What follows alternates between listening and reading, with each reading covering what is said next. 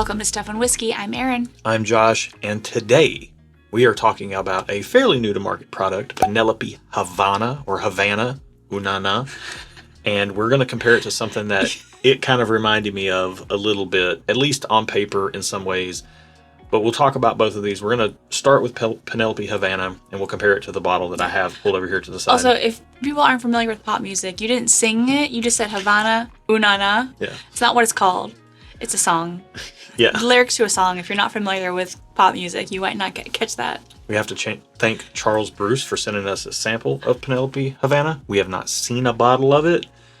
They are going for over double retail on secondary markets or in marked up stores, or even an allocated like lottery bottle for some stores. So we're going to get into it, and it'll be our glass on our right, your left, and we're just going to taste it and see what we think. 93 proof.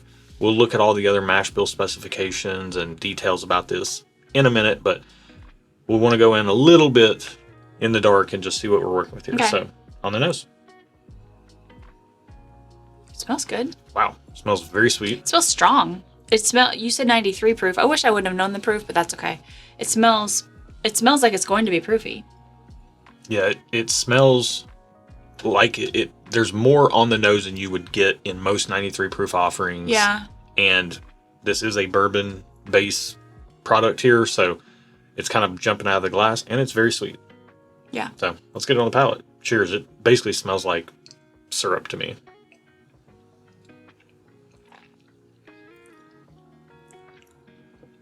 Wow. Man, That drink's thick. Yeah. It drinks like syrup. Yeah. It does have a little bit of this buttered waffle, maple syrup type of note to it. Yeah, which is delicious. I do like me some waffles. I mean, this kind of reminds me of... I kind of want to go to Waffle House for like a cheap waffle dinner tonight. We can do that. This kind of reminds me of when I was a kid. I used to do Eggos, and I would slather them up with butter and then put a regular old like cheap syrup on Cheap it. maple syrup? I mean maple syrup, but yeah, it probably wasn't. Cheap maple syrup. Everyone knows what that means. Yeah. I'd also do like a log cabin slice syrup. of fried bologna in the middle of two Eggos like that, and oh man, it was so good. See, fried bologna is like a southern thing.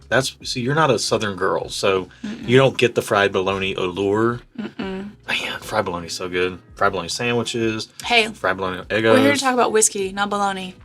Well, this is like Eggos. You're full of bologna. Let's drink whiskey. Fair. So, I would not guess this is 93 proof. I would say it was like 105, 110, based on what I'm tasting. It's got a lot of flavor. Now, granted, the flavor's not super complex, but it's a very like traditional bourbon flavor. Caramel, vanilla, some oakiness, some like dry oakiness, but it's a sweet dry oak. But it's got depth, and then like the actual liquid feels thick. So do you like this? I do like this, yeah. Would you be thumbs up, just okay? Not knowing price, I would be thumbs up. Okay. Honestly, I came into this not expecting to like this, and I'm finding myself pleasantly surprised.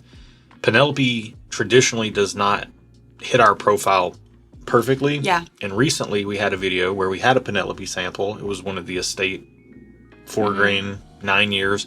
And we could tell it was pretty good, but it really just wasn't to our tastes. This is a 4-grain bourbon base, and I'll pull up the details here. I didn't want to say anything. I don't typically tend to love 4 grains. I don't hate them, but I also don't love them. This doesn't give me 4-grain vibes. It's good. Well, I wanted to not tell you too much about this. Yeah, I appreciate that. Because it is in the 4 grains.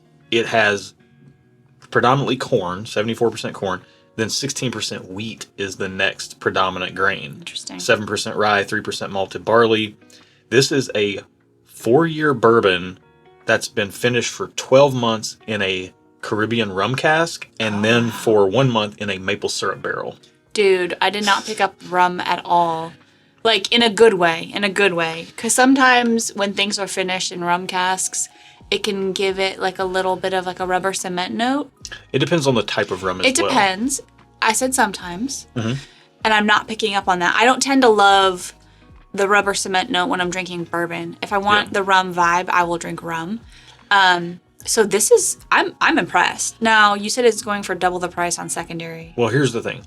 I think, to your point before we get into pricing, I think that the maple syrup finishing comes through more predominant than the rum cask. 100%. Now, the rum cask is probably playing into the sweetness as well as the 74% corn mash bill. I'm sure it is affecting it, but it's affecting it in a way that's subtle and very pleasant. Yeah. And here's the other reason, because I saw what these were going for on secondary.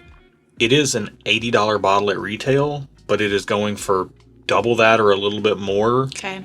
In like marked up situations, whether it be stores or secondary markets or wherever. So I don't think it's worth paying a marked up price for.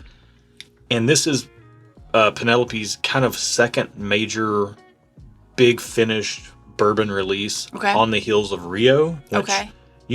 You were okay with Rio. You didn't love it. It was fine. It was fine. I did not like Rio, but I also don't really love honey finished stuff, nor do I love Ambarana finished stuff. So it kind of makes sense that Rio would not be up my alley, either of the batches they did. Because of the fact that I really didn't like those, I did not expect to like this because I haven't had a great track history with Penelope products. I knew it was young. I knew it was a bourbon that was finished. I don't necessarily like finished bourbons. Yeah. And I'm tasting this and I'm liking this and I think it was well done. Yeah. So hats off.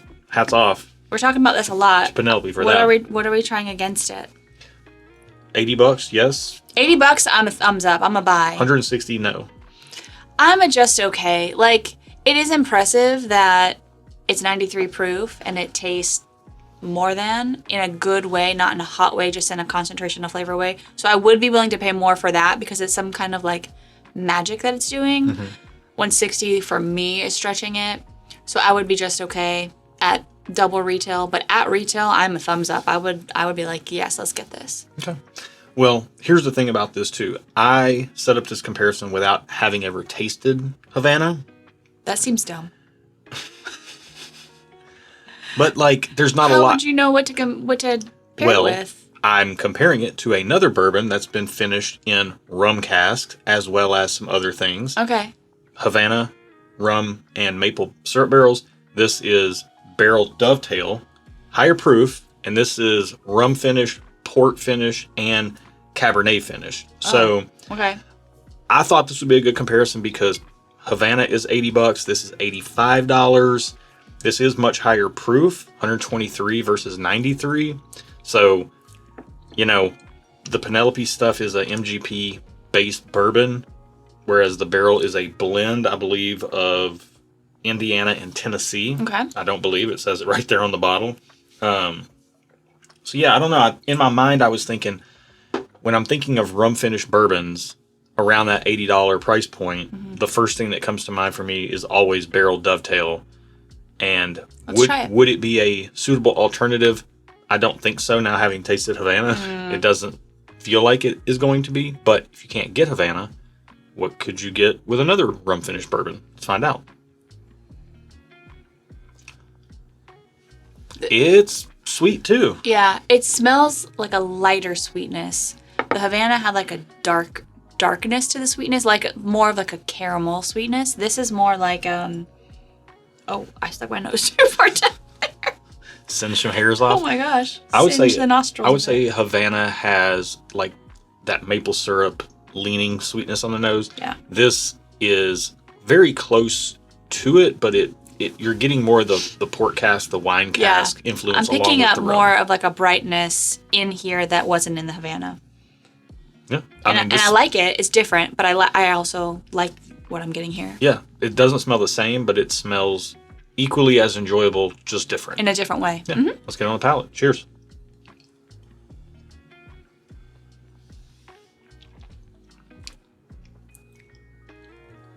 Okay. So this is one where I can pick up the rum. Man. See, I get the sweetness from the rum, and I get a little bit more red fruit on this compared to the waffles and syrup and butter on Havana. But I also don't feel like these drink 30 proof points apart. No. The Havana really punches above its weight with proof. Yeah, I think the Havana punches above its weight, and I think the Barrel Dovetail drinks under What's proof. 123 proof. Oh, yeah, for sure. I would have guessed this is like 110. I would guess they were about the same. Man, honestly, this is a more interesting comparison. Had I tasted Havana, I never would have done this comparison. So I'm glad it worked out this way because I'm sorry I said that your idea was a dumb idea. I didn't call you dumb. I said that's dumb. The idea was dumb. You, my love, are not dumb. Okay. I just have dumb ideas from time to time. Some from time to time, but so do I. But this one worked out. We all do. Yeah. Everybody's a little dumb sometimes. We all Public are. service announcement. This one comes across a little bit brasher to me in comparison. Had we tried this first, I don't know if it would come across as brash. So I don't know if it's getting a fair shake because I don't like it as much as the Havana, if I'm being honest. Man, I'm going to say I like it every bit as much in a different way. I think I like the profile of Havana a little bit better. I like the proof point of Dovetail a little bit better, but I tend to like higher proof things. The finish on Dovetail is But it doesn't drink sticking. its proof, so what's the point of liking it because of its proof? The finish is sticking. I'm getting a much better finish on Dovetail. Fair. But $85, $85 for these if you can find Havana at retail. Rum finished bourbon, heavily finished bourbon, something we've traditionally, like I said, been out on. It's a hit or miss for me, honestly. Let's be honest, it's a miss a lot more often than it's a hit. Yeah.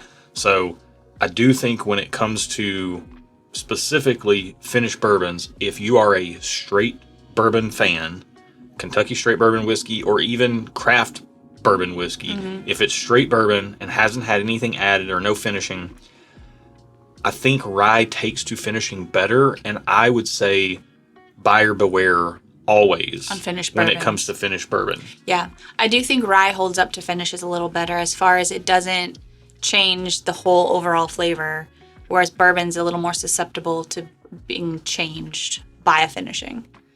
Sometimes it's for the better.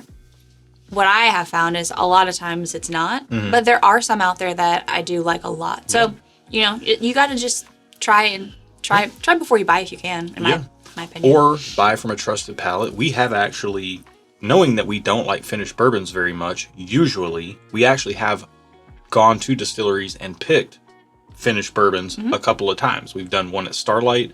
We've done one at Dark Arts. The Starlight was a white grape brandy finish.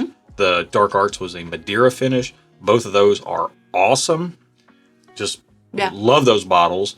But we were able to taste them before picking those barrels. And we're also able to communicate with our Patreon community where we release our barrel picks, what they could expect out of those barrel picks and whether they would want to buy them or not. And that's something that we take very seriously if we're going and picking barrels and making them available to you guys and then asking you to spend your money on them. Not that we're making anything off of them, but we want to set the stage and help you spend your money wisely. Yeah. So I personally take as much pride in talking people out of buying our barrel picks in our Patreon community as I do talking them into them, mainly because I just focus on the highlights of each pour, what you can expect, who it might not be for. So if you like that kind of detailed analysis of single barrel selections, then you owe it to yourself to get plugged in to our Patreon community at patreon.com/stuffandwhiskey. That's where we release all our barrel picks. We have a ton of amazing barrel picks coming up. Also coming up, if you're a regular viewer, this is for you. If you're a new viewer, thanks for being here. Yeah. The next part doesn't apply to you.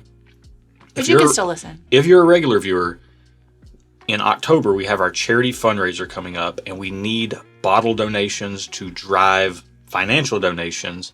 So if you would like to donate a bottle, and the charity that we partner with and support is To Write Love on Her Arms, which is a mental health charity, because mental health affects all of us. It doesn't matter if you're young or old, veterans or teenagers, doesn't matter how much money you make, what color your skin is, how you vote, none of that stuff matters. Mental health, a lot of the problems in our society today, I believe, get labeled as other things when they're actually mental health issues. Yeah. So the beautiful thing about To Write Love is they have 100% financial transparency as to how they operate, and the money that's donated to them goes directly towards helping people in need. we, the community, us and you guys, have raised collectively over $70,000 in the last few years of doing these fundraisers. So I think last year was over 20 grand, over 22 grand. Yeah. We're trying to one up that this year if we can.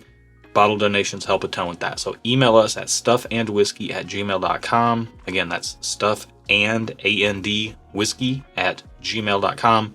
Let us know you have a bottle donation. We'll put you on the list. And then all you got to do is hang on to that bottle. And then we'll hook you up with the winner when we do the GoFundMe and do all the drawing of names. And we'll make arrangements. You can make arrangements to work it out with them. And all the charity drive is happening in October, but we're getting bottle donations now. Right. So I don't know if you said it happens in October. Okay. I did. But yeah, we gotta have some runway to get the bottle donations up. Yeah. So check out Patreon. Yeah. Email us if you'd like to donate a bottle to the cause to raise some money for mental health. And I think that's about it. You can get hats like this at stuffandwhiskey.com, as well as shirts that neither of us are wearing. You say that every time. I will never probably be wearing our merch because sometimes people are new and they don't know that you don't wear our merch. I say I don't like crew necks, and yet I'm wearing a crew neck. But this is in one of my colors, so that's why I'm wearing it. All right, we don't need to get into all that. Let's get out of here. Okay, thanks for watching, y'all. Be good to each other, and until next time, cheers. I did kind of want to start singing the song a little bit, but I can't sing, so... I'm not big on pop music, but you know that's my jam. If you had waited, I would have done it. What's her name? Camila Cabello? Yeah. Camilla Cabello. I don't know. I say it all wrong, but it sounds sexy. Havana, ooh, na, na. Half of my heart is in Havana, ooh, na, na.